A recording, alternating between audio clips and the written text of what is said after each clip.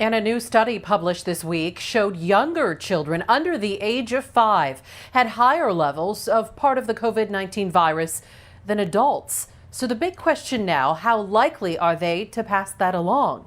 ABC 15's Mike Pelton talking with a doctor here in Phoenix and looking at what we do and what we don't know when it comes to our kids.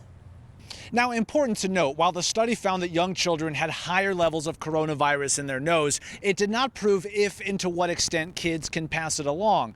But it's yet another chapter as experts try to figure out how this virus affects kids.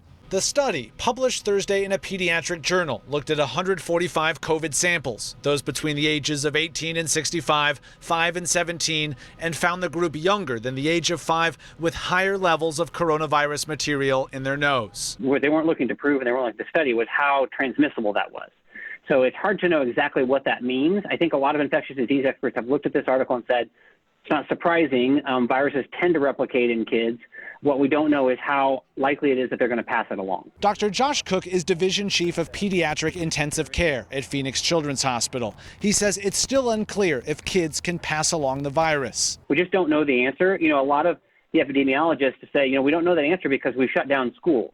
And so a lot of the data that we might have gotten had we not shut down schools, we don't know what's going to happen. In Tempe, wiping down doorknobs and stuff every hour or so. Those at Imagination Station Childcare also adapting with all the changes. It's difficult, especially, children do have runny noses. Children do develop coughs. Director Stephanie Wan says they've remained open, upped the cleaning, and turned to masks, and fortunately have not yet had a known COVID case among teachers or kids. Yes, very. We have been blessed with that. Constantly on guard, as much remains uncertain with COVID and kids.